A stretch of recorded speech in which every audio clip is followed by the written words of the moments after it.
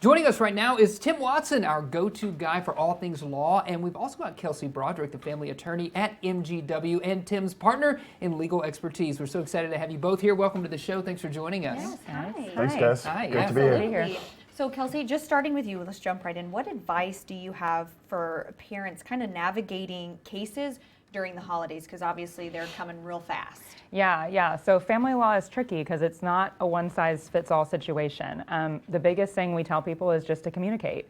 I mean, people can kind of get blinders on with co-parents and following a court order and doing all that, but there's often a difference in what visitation looks like during the holidays. Yeah. The kids are out of school, there's different, timelines, so communicating, making sure you know what the plan is for both co-parents, that can help it run smoothly. Communication's key. It is. Yeah. So along with that, even with a court order in place, can parents kind of agree to adjust that visitation as needed? How does that work? Yes, they definitely can. So whether you have a temporary order, you're in the middle of litigation, or you have a final order, parents can agree to something different as they need to do to fit their needs and their children and their schedules.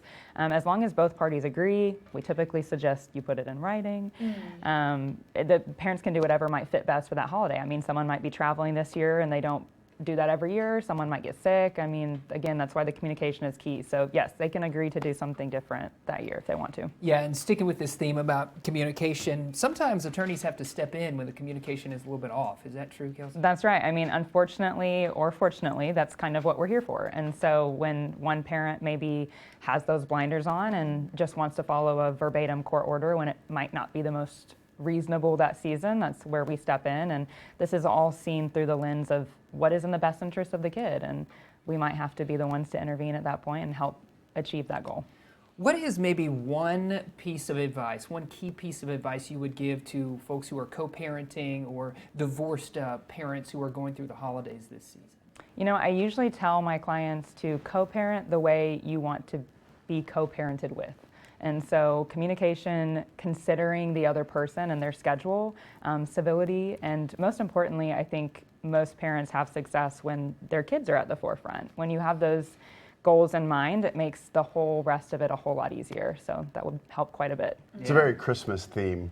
Yeah. Do unto others. That's Do right. unto others. That's love. right. That's Golden right. rule. I'm curious about when parents split and share custody, does the court often use like a one-size-fits-all approach for visitation, or is it specific to the different families and their desires and needs? Yeah, they do often do a one-size-fits-all. So Washington County and Benton County have what are called standard visitation guidelines.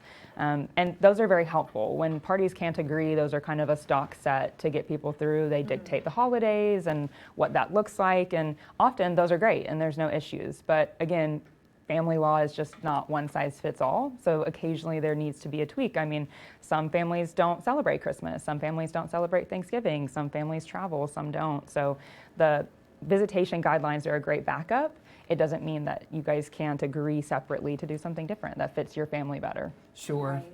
And I mean, this is a great case to make for why folks would reach out to attorneys, reach out That's for people right. at MGW. Would you agree to that, Tim? How do folks reach out to you if they've got Absolutely. questions? They call us, they come in and see us, they email us, any way they can. Yes. Give us a call. This is what we do. And this is what Kelsey does. Kelsey's our family attorney, and Yeah. she's here to help people that are dealing with stuff just like this. Yeah.